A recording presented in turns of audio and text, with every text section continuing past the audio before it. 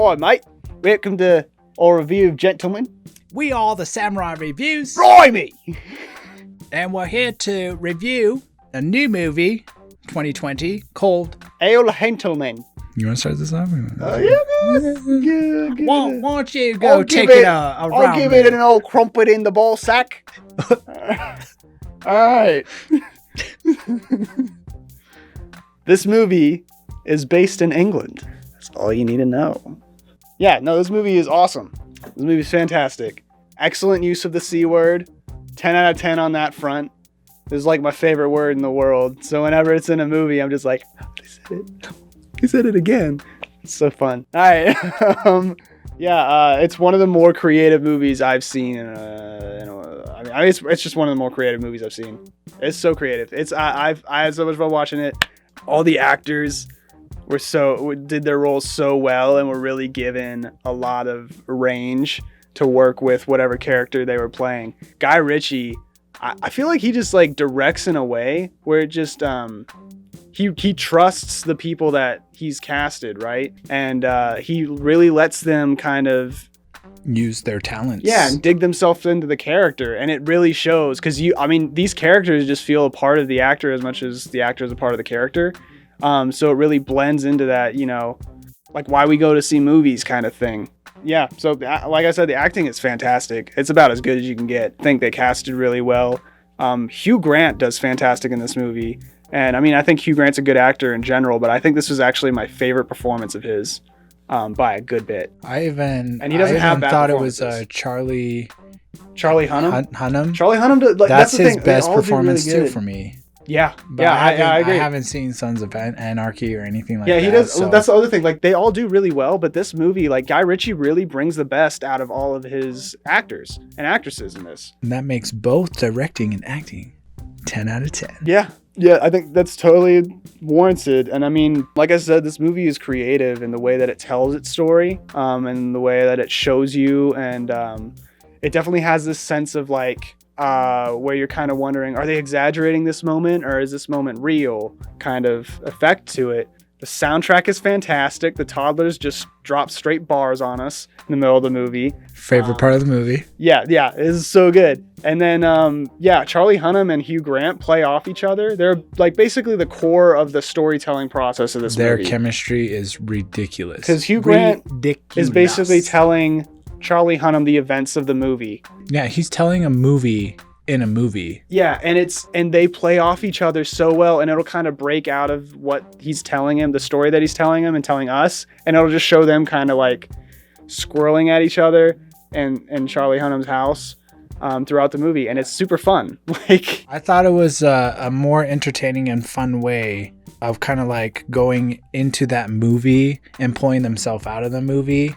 Like they did with Once Upon a Time in Hollywood, where they were like playing the movie of like the Western thing, and then they kind of like or like they showed the scene that they were recording. Yeah, it was kind of like that, but the Gentleman was better. Yeah, because they just made it more fun for the audience, and especially the characters, and the chemistry between Hugh Grant and Charlie. Yeah. It just made it better when they got out of the scene and they were kind of just like playing off of each other. Yeah, and the story also leaves you guessing in a way that kind of... So Once Upon a Time left you guessing because like they changed history and then they just did some wild stuff. But this movie left you guessing because they just told story elements that were just frankly unique. Like it was just... I'm not trying to dig on Once Upon a Time. I didn't enjoy it, obviously, if you've seen my previous reviews. But like... I think this movie is what everyone loved about Once Upon a Time, but like done better and just differently. And but that's the other thing is this movie doesn't really have any lulls for me. The one time I felt like a lull was at the beginning when they tried this new storytelling mechanic, and I was like, oh, it was so new to me that I was kind of like, I don't know if this is going to work. And then it does. Like about 15 minutes in, I noticed it was kind of weird. And then 30 minutes in, I'm like, oh, this is awesome. Like, so it grows on you very fast. And if you can get on board with that, the sooner the better, because the rest of the movie is fantastic when you're there.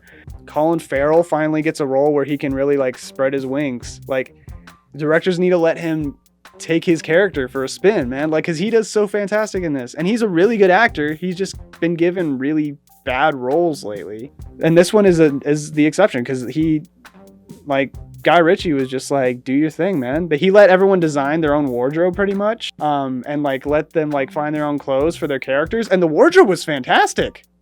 Like, if I would have guessed, I would have been like, oh, they must have gotten like a top end costume designer. And like the stuff that the costume designer did do, like they did fantastic too. But like for the most part, they let these characters pick their own wardrobe, and it added to that kind of, they're added to the character of the character. This is definitely the best movie of the year so far. It's definitely really early, but I think this will be one of the better ones towards the end of it as well. It is a really good movie. It has funny moments. It has some really tense moments. It leaves you guessing, and the ending is satisfying. There's not really, I can't really think of anything right now. Maybe during the spoilers I might think of something that I didn't like in it, but the only time I felt anything less than just like fully into the movie was at the beginning when I wasn't sure about the storytelling mechanic. Yeah, so with that said, I'm actually going to give this movie a 9. So this movie gets a 9 from me. I was sitting on 8.5 for a while, but like the more I think about it, the more like I really appreciate the kind of stuff that Guy Ritchie did in this movie that I think I give Taika Waititi credit for doing in like Jojo Rabbit. And I think the story was, obviously they're not very comparable movies. They're very different movies, but like they're both creative in the same sense, and they both have those like core elements that made them special. Yeah, so they obviously have their different like directing styles. Yeah. But both those movies show their creative potential as directors. And then the acting was good in both. Character growth was good in both. You get to see how well it was just overall. World building was great in both. Were produced. Everything Brett hits and mentions about The Gentleman, I totally agree with. Points, it's an original tell. I never thought this story kind of ripped off of any other story that I've seen in other movies. It is kind of like a gangster kind of type marijuana drug movie kind of thing, but it's original in a way. I've never seen it been like I've never seen it been done before. Matthew McConaughey said where he was like, it's about like a weed dealer, but it's not like your normal weed dealer or like what you would think of a weed dealer, because it's a business. Like it's a serious business to these guys that they're trying to run, so it can be ruthless. Points of writing hits. Like it hits, like you get the character's motive, you get the character's needs, wants, and then you even get arcs for characters.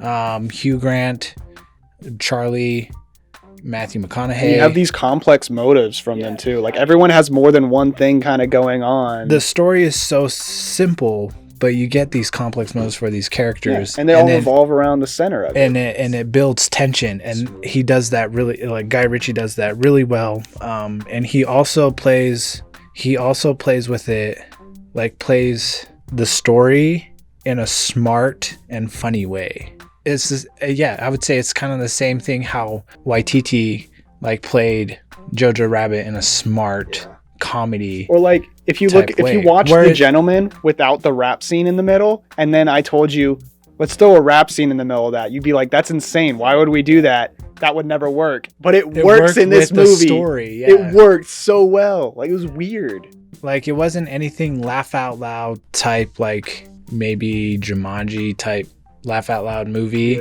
but like the comedy is smart, and you gotta appreciate that kind of like comedy. Yeah, it's more like instead of you laughing out loud, you're kind of just like you're watching it, and then you go like, it's just like a grin, like it just brings grins to your face like throughout the movie kind of comedy. Finally got to see a Guy Ritchie just go out and make a movie to his full potential. I am just so happy for him. Probably his best film yet. He's been actually working on this for a while, ever since even like when he was even filming King Arthur. Probably the best intro, like the first 30 minutes of King Arthur was like one of my favorite. But yeah, you finally get to see his full potential, and with him like directing, like and having his creative space gave the acting and the actors that creative space to bring this movie to an 8.5 for me. So I'm going to give this movie an 8.5. Cinematography, it's excellent. Guy Ritchie has his style, and he makes his style in this movie like it's a gain. The storytelling, the editing, his style that he likes to do, like his camera moves and stuff. It's kind of hard to explain without everything adds on each other, nothing subtracts. It doesn't take away. It's nothing negative. It's a positive.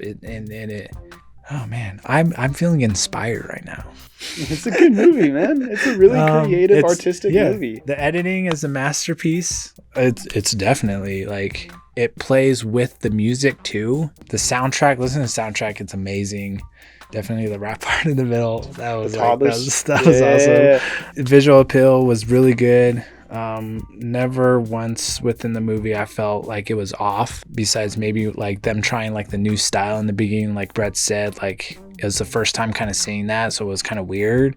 But you get used to it really fast, and it just you kind of just snowball with it, and it just grows on you throughout the whole movie. That's about it. I didn't think any of this movie had its cliche moments. It was all original, good performance. 8 out of 10. Highly that recommend. Comes out to an 8.8 for our Samurai reviews for The Gentleman. The music video was lit. So good. With a tone. Something about Bush. Can't understand their language, even though it's English. They call me Ghost. Yeah. Well, thanks for watching the non-spoilers for The Gentleman. Check us out next time in the spoilers for The Gentleman.